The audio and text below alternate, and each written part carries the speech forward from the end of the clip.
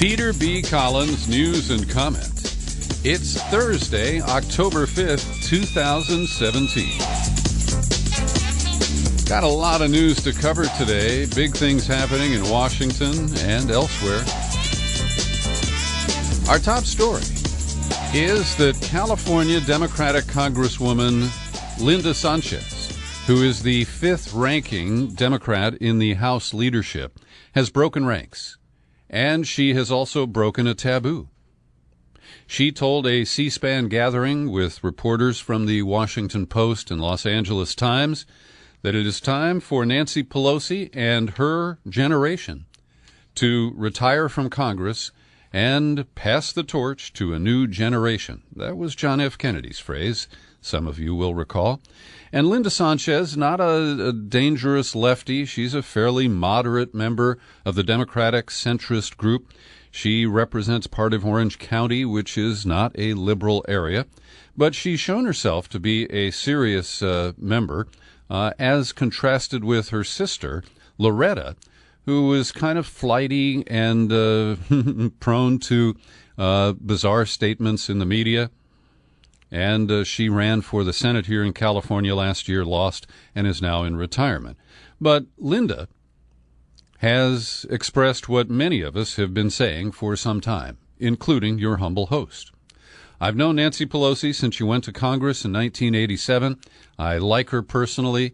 I've told you before that I worked on one of her campaigns back in 1996 and got to know her better. But it is time for her to step down.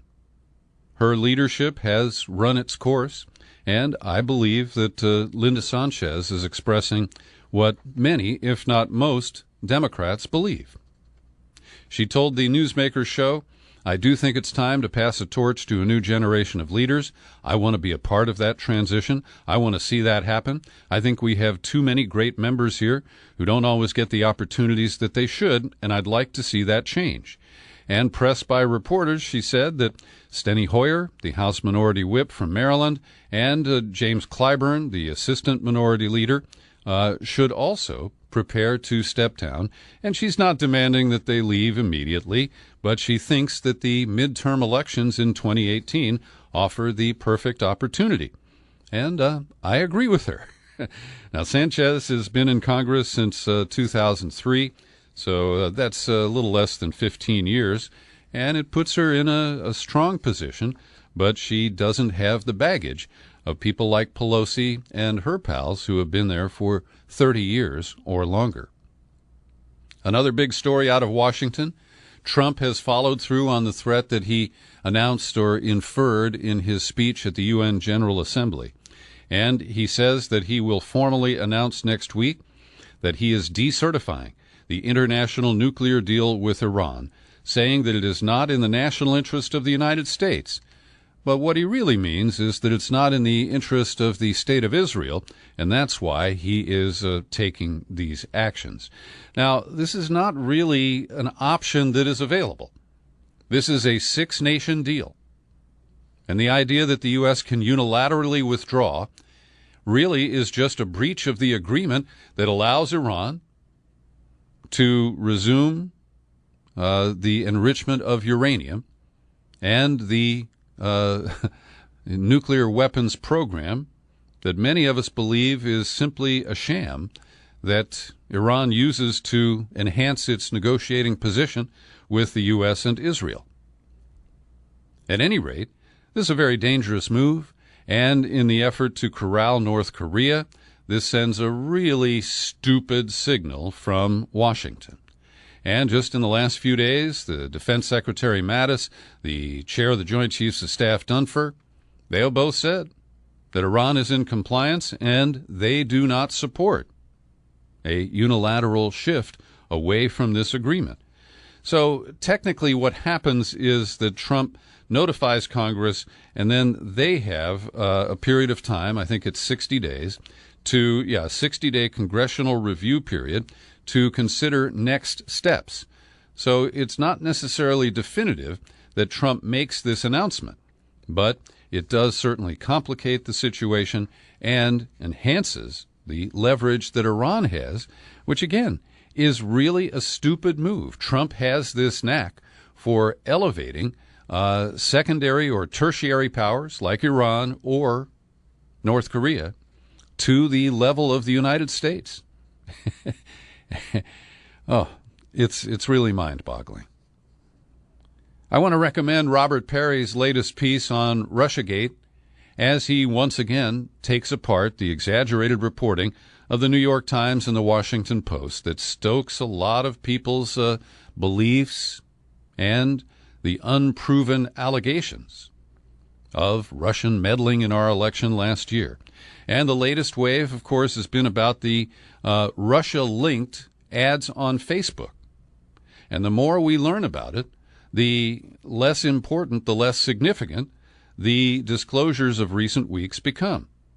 And Perry does a good job of explaining that the $100,000 that we have heard was spent by Russia-linked entities on these ads.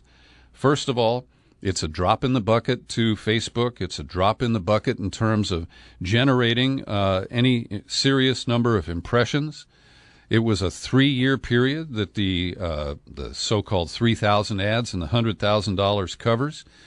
We know that 55% of the activity occurred after last November's election, and that the original report of up to 70 million impressions has been dialed down to 10 million impressions. And Perry goes on to note that the New York Times used a questionable source, Clinton Watts, the former FBI agent and what Perry describes as a top promoter of the new McCarthyism that has swept official Washington.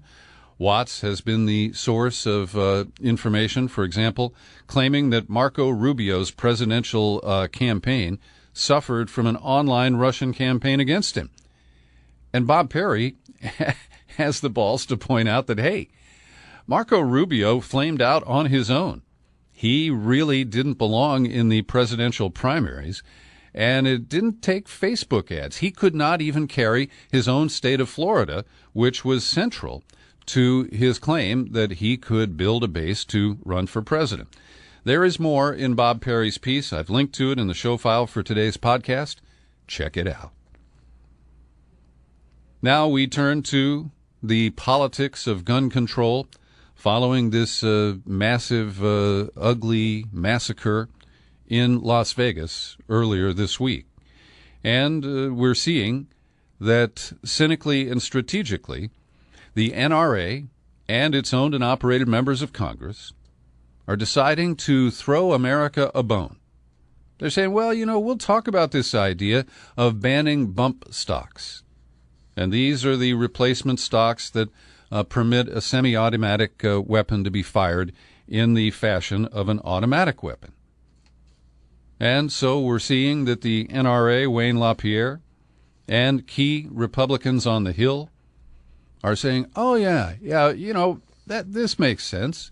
The NRA statement said they believe that devices designed to allow semi-automatic rifles to function like fully automatic rifles should be subject to additional regulations. But at the same time, they claim that they want to continue to press Congress to pass a law to make it easier for owners who have a concealed carry permit in their home state to travel to any other state in the union and continue to carry their weapon. This is their theory that a good guy with a gun is the antidote to a bad guy with a gun. And this is nonsensical. It will not pass muster politically. The states will block this. But that's the advocacy that we're getting. And to its credit, the New York Times today, in an opinion piece written by a few reporters, notes the ranking of members of Congress and the amount of campaign cash they have received from the NRA. And number one on the list is John McCain of Arizona. Number two, Richard Burr, the chair of the Intelligence Committee from North Carolina.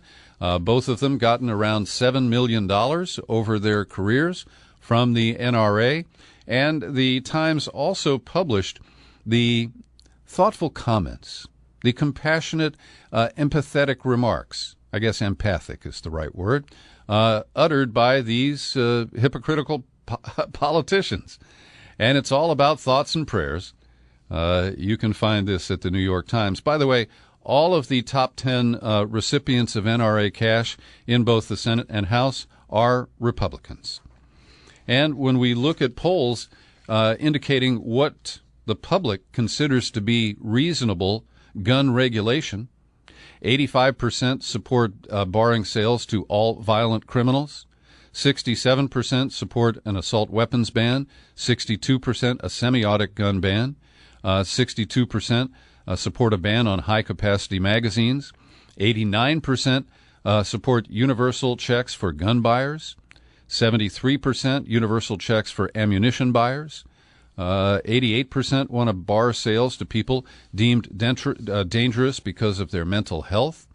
And what's interesting is that on this list, all of these proposals rank above 60% in popular support. The one that is not listed is the Democratic advance proposal from a couple of shooting sprees ago that we should bar people on the no-fly list from buying guns. And as I've pointed out, that is a very empty idea, because the no-fly list is so badly managed, so arbitrary, that it has no credibility. And this will, in fact, deny the right to buy a gun to people who are innocent and, should otherwise not have any rights curtailed. I was stunned to see the byline of Bret Stephens under a headline of an op-ed piece in today's New York Times.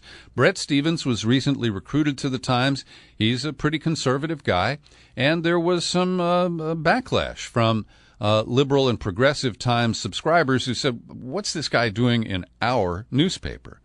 Well, he surprised me, because the headline reads, "Repeal the Second Amendment." Now, he makes some points that I don't fully agree with. He claims that the campaign cash of the NRA is not that important. It pales in comparison to the money that comes from other special interests. And that may be true, but the loyalty of Republicans to the NRA, with or without the campaign cash, is not subject to debate, in my opinion. Now, Stephens points out that there are some statistics that drive his argument to repeal the Second Amendment. For example, this self-described conservative points out that in the last year of statistics, 2015, there were a mere 268 justifiable homicides. That's a good guy with a gun taking out a bad guy with a gun. But there were 489 unintentional firearms deaths, and as many as 141 of those were children. And he goes on to deplore some of the way that liberals have tried to marshal support for various gun control proposals. But in his summation, he says Americans who claim to be outraged by gun crimes should want to do something more than tinker at the margins of a legal regime that most of the developed world rightly considers nuts. They should want to change it fundamentally and permanently. There's only one way to do this: repeal the Second Amendment. He says take the guns, or at least the presumptive right to them, away. The true foundation of American exceptionalism should be our capacity for moral and constitutional renewal, not our instinct for self-destruction. Well, I have a new appreciation for Bret Stephens, and I agree with him. Is it politically achievable? I don't think there is a prayer of that happening. Every day I like to pause for a second and thank the people who support my work here at the Peter B. Collins Podcast with your subscriptions. People like Patrick Garay, let's see here, Abby McMillan, Susan Lundgren, George Reeves, and Andrew Harnack. Thanks to each of you for your support, and that's when I invite others who aren't currently supporting me to change that. Come on over to peterbcollins.com, click on menu, click on Become a Subscriber. It'll take you to the sign-up page, and our webmaster has finally cleaned up the mess I made with all of the bonus books there. There's now only one cover photo of each bonus book. So take a look, and if you take out a new annual subscription and give me a mailing address in the continental U.S., one of those bonus books can be on its way to you. A couple of details are emerging. As you know, yesterday I shared with you a series of questions that have been raised about the events in Las Vegas on Sunday night. Was there a second shooter? To me, that remains an open question, and I heard an eyewitness call into a radio show today, a woman who did escape injury herself but was next to a woman who took a bullet in the stomach, and she said, and I do take, for example, listener George Maschke pointed out that eyewitness testimony can often be inaccurate. But what she said was that she heard two different types of rapid-fire gunshot sounds at the same time. Now, this is a crucial bit of testimony. I don't consider it conclusive, but it keeps open the question as to was there a second shooter? Because it's not really likely that Paddock, as has been described, and we've seen pictures of his dead body in his hotel suite, and there were two open windows or windows that he broke open that he could have fired from, but they were 20 or 30 feet apart. And it doesn't appear that he could have been firing two weapons at the same time. Now, I want to acknowledge that this is speculation, but I remain skeptical of the way the official narrative has been compressed and, the unruly details have been squeezed out. And one of the questions we asked yesterday got a partial answer. I asked about the note that was left inside the suite at the Mandalay Bay Casino. Now, Sheriff Lombardo of the Las Vegas County, I guess it's Clark County, let me correct myself. The sheriff runs the Metropolitan Police Department. That's a little different from most jurisdictions. So the sheriff said it was not a suicide note. I'm comfortable saying that. Well, why aren't you comfortable at least characterizing the note or reading the damn thing to the public or releasing it to the media? We also haven't seen honest answers about why it took 72 minutes for the police to actually enter the hotel suite on the 32nd floor. Consider the source of this, all right? I am reporting this to you without endorsement, but the Drudge Report is linking to a report from PJ Media, which is I characterize as a Trump loyalist media platform, and they continue to present information from the Islamic State. We know that on Monday morning, the news agency Amaq claimed that the Las Vegas attacker is a soldier of the Islamic State. The FBI immediately dismissed that. That dismissal, because we don't trust the FBI, raises more questions and opens up the opportunity for the Islamic State to exploit this in an opportunistic manner. And the new issue of their online publication called Al-Naba has been released, and the Islamic State is claiming that Stephen Paddock converted to Islam 6 months ago, and they've claimed to have given him a nom de guerre, which is Abu Abdul Bar al-Amriki. And the statement says the brother Abu Abdul Bar stationed himself for the invasion on the 32nd floor of a hotel overlooking a concert and killed a whole bunch of people.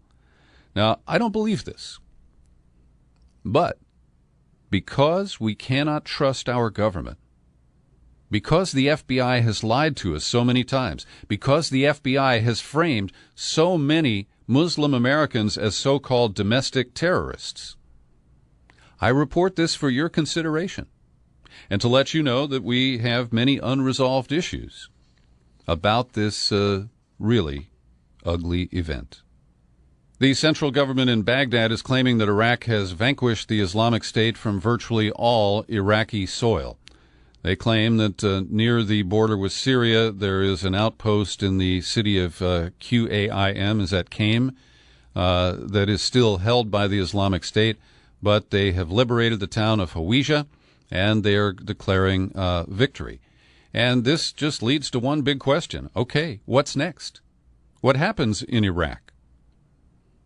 Do the Kurds get to really become independent? And what happens in Syria? Will the U.S. withdraw all of its proxy fighters? Will Saudi Arabia do so? Will Russia do so? And will Bashar al-Assad be permitted to stay in power in Damascus? Well, there are a lot of questions, and we don't have many answers. One thing we can kind of predict is that Rexon Tillerson probably won't be Secretary of State when all this is hashed out. We heard yesterday he dodged the question of whether he had called Trump a moron, but he pushed back against the NBC report, saying he has never considered resigning. And today, the New York Times published his political obituary, written by Peter Baker from the Washington Bureau. He said that the relationship between Trump and Tillerson has grown so acidic that Tillerson felt compelled to call that news conference yesterday to deny that he was thinking of resigning, a move that paradoxically only increased speculation that he might in fact resign of his own free will or not. Meanwhile, in the Middle East, we're learning that 2 Americans have been killed in Syria. These are Americans who volunteered to fight against the Islamic State. Some saw media accounts of Orlando or San Bernardino and traveled there, including a man named Robert Grote, who is a former Occupy Wall Street activist from Santa Cruz, California, just about 80 miles south of where I am. Also, another American, Nicholas Warden, from Buffalo, New York, age 29, had been injured in an attack and died later from his injuries. Both of these Americans were reported killed alongside a British man named Luke Rudder. Also, 3 U.S. Green Berets died on patrol near the borders of Mali and Niger. And they were there to act as consultants to Nigerian forces who are trying to crack down on a rebel group called Al-Qaeda in the Islamic Maghreb.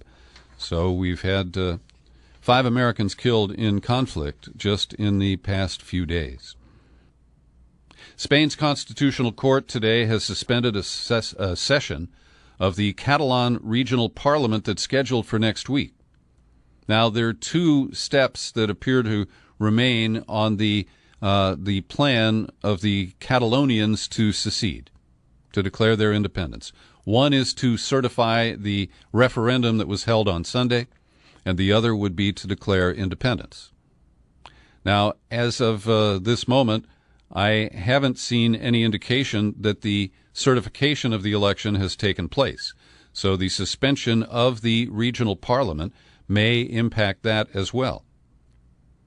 And the separatists say that they're entitled to an independent state because of the region's distinct language and culture. They say the referendum lent further legitimacy to their claim. Now, less than half of the eligible voters went to the polls, but many of them were told not to by the police force that's loyal to Madrid. So this puts us into uncharted territory. It leads to the potential for the invocation of a section of the Spanish Constitution that allows the Madrid government emergency powers to take full administrative control of a region like Catalonia. But boy, if they send in the army, I predict a bloody outcome. I don't know that the people of Catalonia, are ready to take up arms. But I think that there will be continued nonviolent resistance, and we've seen that there's little restraint on the part of the police officers loyal to Madrid. Jeffrey Beauregard Jim Crow Sessions III, who acts as Attorney General, has announced the Trump administration will no longer protect transgender Americans from discrimination, and this clarification also applies to gay Americans very broadly. This is under Title VII. He says Title VII's prohibition on sex discrimination encompasses discrimination between men and women, but does not encompass discrimination based on gender identity per se, including transgender status. Now, while we're talking about sex discrimination, there's a whole wave of reporting today about sexual harassment and abuse, starting with a big story in the New York Times that exposes the Hollywood mogul Harvey Weinstein as a serial, aggressive sexual predator. And we now know that one of his targets was the actress Ashley Judd, who was invited to his hotel room at the Peninsula Beverly Hills. He opened the door in his bathrobe and asked if he could give her a massage. And there's one case after another that is listed in this article. And one of the people on staff at the Weinstein companies, Lauren O'Connor, 2 years ago, wrote a memo to the staff essentially exposing this rogue behavior by her boss. But it took the New York Times investigation and the discovery of previously undisclosed allegations that were settled with financial deals and gag orders that really paint this guy as the new Bill Cosby, I guess, without the date rape drugs. And Weinstein, he issued a bizarre apology that doesn't name any of the individuals that he harmed, says that he's trying to do better, but he knows he's got a long way to go. He's taking some time off from the movie business to spend more time with his family. Where have we heard that before? He quotes Jay-Z, and then here's where he goes. I'm going to need a place to channel my anger, so I've decided that I'm going to give the NRA my full attention. I hope Wayne LaPierre, he's the head of the NRA, will enjoy his retirement party. I'm going to do it at the same place I had my bar mitzvah. I'm making a movie about our president. Perhaps we can make it a joint retirement party. 1 year ago, I began organizing a $5 million foundation to give scholarships to women directors at USC. So this is a bizarre way of apologizing for what appear to be a series of sex crimes based on using his leverage and power as the guy who owns the casting couch. We're also learning from Britain today that the former Prime Minister Ed Heath, who died in 2005, we now know that more than 40 people have made 42 separate allegations running from 1956 to 1992. The allegations include child sex abuse, physical abuse, sex abuse against an adult, and the cases appear to be primarily reflecting boys who were aged 10 to 15 at the time, and sexual assaults on 2 adult men, one in 1976, the other in 1992. And then we have the case of Tim Murphy, which I was planning to ignore. He's just another horny, hypocritic Republican, a congressman from Pennsylvania. And yesterday it was disclosed that a mistress of his, whose name is, she's a psychologist, Shannon Edwards, she has outed him because she had an affair with him, and while they were copulating, at some point she was afraid that she had gotten pregnant. So she told the congressman, and he advised her to have an abortion. And the hypocrisy really bothered her, so she sent him some text messages that had become public. And he said, "Oh, don't pay any attention to that. My staff writes that stuff, and, I just read it." But yesterday, he compounded his hypocrisy by joining House Republicans in passing a bill that would ban an abortion after 20 weeks of pregnancy.